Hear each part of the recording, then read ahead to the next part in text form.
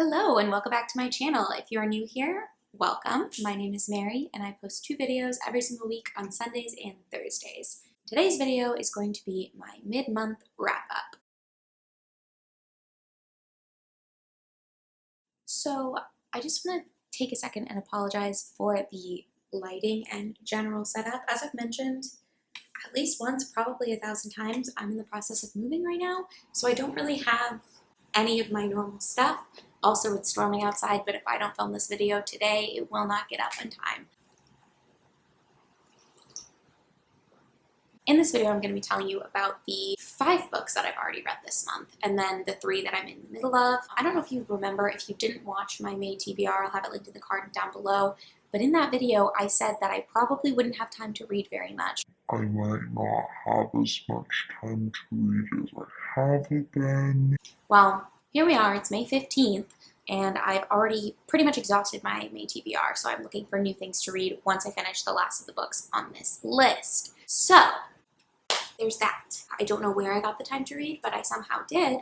So this is going to be my video where I tell you about the things that I've read so far, the scores that I've given them, the ratings that I've given them, and shamelessly plug other videos that I've made about them. To start, I had to finish Catch 22, that carried over from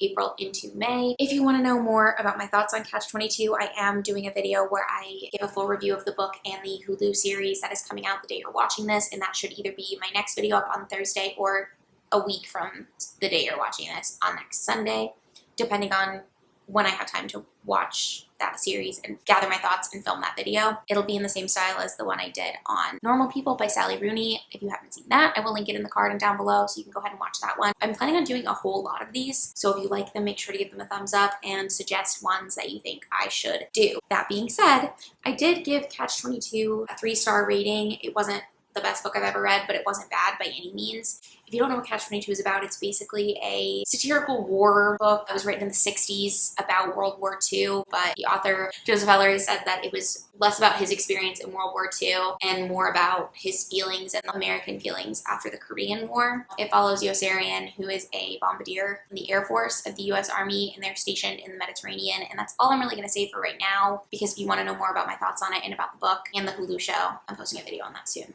Okay, the second book that I read in May was All Your Twisted Secrets by Diana Urban. This is a young adult horror thriller mystery type book. It follows 6 high school seniors who get invited to what they think is a scholarship dinner, but when they arrive, they get locked in the basement of a local restaurant, and there is a bomb with a timer for 1 hour and a syringe full of presumably poison, and a note that says, basically, you have 1 hour to decide which of you gets to die, or all of you are going to die. And then it delves back into the past, I think it's like a year and a half of these high school seniors' lives, but it's all through the perspective of one of them, Amber Prescott, who is like a musical prodigy trying to go away to some like film school because she wants to do film scores or something. This book, I did end up giving 4 stars. I really enjoyed it. I thought it was very intriguing. I liked the concept. I use a Cawpile rating system. If you don't know what that is, I will have a link to G from Book Roast's video explaining it, but basically you rate each book based on a set of principles, and then you add those up, divide by 7, because there's 7 little categories, and then that's sort of the rating that you give the book. I gave this book 4 stars. I did really enjoy it. What brought it down for me was the writing style. I do enjoy young adult.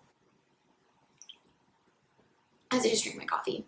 I do enjoy a young adult novel. I like the way they're set. I find I don't really enjoy young adult mysteries as much, unless they're like really leaning into being kitschy and they're kitschy on purpose. But if they try to be taken really seriously, I find them just sort of falls flat for me, as this one kind of did. But I really was intrigued by the storyline. I liked the plot a lot, and I found it really interesting. The ending is a twist for sure. I won't really say anything else about it. I think I found out what the ending was when the author wanted you to find out what the ending was, which I think is a really neat thing to happen. I mean, I sort of like it when I can call the twist from the beginning, just because it makes me feel good about myself, but there's a lot of like red herrings and other things that you're like, maybe it's this, maybe it's that, maybe it's this. They're not all fully fleshed out the way that they could have been, but this was, I mean, I really liked this book. I gave it 4 stars. It was a low 4-star for me, but it was definitely a 4-star read. And then I read Midnight at the Electric by Jodi Lynn Anderson. This, again, was a low 4-star read for me. It was a little less than All Your Twisted Secrets. Another young adult. This was like a sci-fi type book. I don't know. It was like a mix of sci-fi and historical fiction. It follows 3 plot lines for 3 storylines that are all intertwined, but they're from different time periods. So there's a girl who's in the future who's about to be going to Mars as a colonizer, I think is what they're called. And then there's a girl who is writing a journal in the 30s during the Dust Bowl. And then there's another girl who's writing letters in the aftermath of World War I think it's 1919, in England. And so all of these people are connected because you just sort of find out how they're all intertwined through the main plot line, which is the girl in the future. I thought this book was too short, to be honest with you. It was a really interesting idea. I just felt like it didn't get to be fleshed out, and she being the author, ended up having to be like, okay, and then this is what happened, and then this is what happened. Because she didn't give herself enough space to like really show us with the story what was happening. It's sort of like she had to over-explain things because she didn't give herself enough time to show them. That being said, I didn't think it was a bad book. The only thing that really bothered me about it, there's some timeline issues. When you find out how all the characters are connected, you find out certain things about how old they're supposed to be, and then they get birth dates that don't match their age, if that makes sense. It's a little confusing to explain without spoiling anything, but if you read it, you'll know what I'm talking about, or if you've read it. And that sort of, to me, took me out of the story a little bit. It kind of made it harder for me to enjoy, I guess. But again, I really liked the idea of it. I thought it was really cool. So I did end up giving it 4 stars, a low 4-star. The next book I read this month was The Job of the Wasp by Colin Winnett. This book was really intriguing. It's Lord of the Flies-esque, where it's a group of boys. They're at it's like an orphan home for boys. It's like a home and a school. And weird stuff starts happening. There's all this creepy stuff happening. The other boys are really hostile, but also the main character is really hostile, and like you only see things in his mind, but you're definitely not getting a very clear picture of what's happening based on like what's going on with him. It was interesting. You don't really know where he came from before. It's like you open the book and you wake up and here you are in this school, and you don't get any backstory on him or anybody else really, which is definitely interesting, and it was really creepy. It's definitely a page turner, really like intriguing as far as storyline go, but I feel like I was let down by the ending. It felt like it was building to this thing that just nothing happened really for me. Maybe you read it and really liked it. I don't know. So it did end up getting like a mid-tier 3-star for me. What brought it down were the characters, because I didn't care about any of them really. I feel like it wasn't really focused on any of the characters, which is fine, but just not really my thing. And then the plot didn't really go anywhere, so I lowered the score for that. And like the logic of it all, I felt like stuff was happening, but none of it was explained. If you like that kind of thing, maybe you like this. I don't know. Maybe you liked it. I just didn't, personally. 3 stars isn't bad. Like, I say I didn't like it. I didn't like the ending. I liked the book. I really enjoyed it while I was reading it. I think I read it in like one day. I mean, also it was only like 200 pages, but I don't know if I could recommend it to you. I just don't know how I feel about it still. The last book that I finished so far this month is She Would Be King by Waya Tumor. Also, I didn't mention this in my TBR. I don't know if I'm pronouncing that right. This book I gave 4 stars. This was a high 4-star for me. I really, really liked this book. It's about a fictional like retelling of the formation of the nation of Liberia. If you don't know, Liberia is a nation on the coast of Africa, which was, I believe, formed by former slaves who went back to Africa to make their own nation. And I think the U.S. initially was in charge of it or something. I've done a little bit of research since reading the book, but going into reading the book, I had no idea about any of it. I didn't even know that like that's how Liberia was formed. I had no idea at all about any of it. I really liked this book. It follows 3 different characters mainly who have 3 different types of like abilities almost. So we have Bessa, who is from the African village of Vai, and she is born on the same day that someone dies, so she's a cursed child, and at some point her village sends her out into the woods as a sacrifice, but she doesn't die. She's the gift of life. And then we follow Norman, who is the son of a Maroon in Jamaica, and Maroons are basically former slaves who escape and live on their own colonies. So his mother was a Maroon, and his father was like an Irish anthropologist maybe, going to study the Maroons. But Norman and his mother both have the ability where they can disappear. The third person was a slave in Virginia, and I'm blanking on his name right now, which is, June Day. There it is. I was blanking on it because I don't want to spoil anything, but you like don't know his name. They call him that name the whole time, but that's not his real name until like the end of the book when he finds out why it's his real name. The character they call June Day, I think his actual name is Moses, or his like human name, I don't really know, but he's like super strong. That's his ability, is that he has super strength. And it just shows how the 3 of them make their way to Liberia, and how they meet and then they separate, but how they basically are able to fight the French slave traders. It's a lot of historical fiction because you have to know that like the slave trade was made illegal in the early 19th century, but people still obviously went and captured African people and brought them to the United States to sell as slaves, and also just the Americas in general. That was really interesting. I really liked it. I thought the plot was very compelling. It was a story that I've never heard before. I liked the magical realism elements. I liked that it made sense with the story. I liked how it showed how things were possible through these people working together, the people with the abilities. And I also liked that you got like a really in-depth look. So it was split POV for each of them, but with each of them you got to know their like internal struggles. You got to know what they really cared about, especially Bessa. She was my favorite character. But it was just such a good book. Those are the 5 books that I finished so far.